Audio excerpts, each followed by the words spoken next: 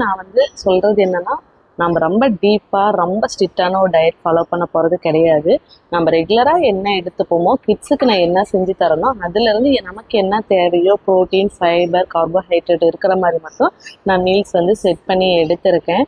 So முடிஞ்ச அளவுக்கு இப்போ சம்மர் ஸ்டார்ட் ஆகிடுச்சு. ஸோ லிக்விட் ஐட்டமாக நிறைய எடுத்துக்கணும் அப்படிங்கிறதுக்காக இது வந்து பெரிய நெல்லிக்காயும் 1 இஞ்சும் நான் வந்து மிக்சியில் அரைச்சி அப்படியே தண்ணி ஊற்றாமல் அரைச்சி ஸ்டோர் பண்ணி வச்சுருக்கேன். ஸோ இது டெய்லி 1 ஸ்பூன் மட்டும் இந்த மாதிரி ஒரு டம்ளர் வாட்டரில் நீங்கள் போட்டு நார்மல் வாட்டரில் குடிச்சிங்கனாவே போதும். இது நல்லா ஒரு கூலிங்கை நமக்கு வந்து ஃபீல் பண்ண வைக்குது. ஸோ குழந்தைங்க கூட அதை குடிக்கிறாங்க. உங்கள் வீட்டு கிட்ஸுக்கும் நீங்கள் முடிஞ்சால் ட்ரை பண்ணி பாருங்கள்.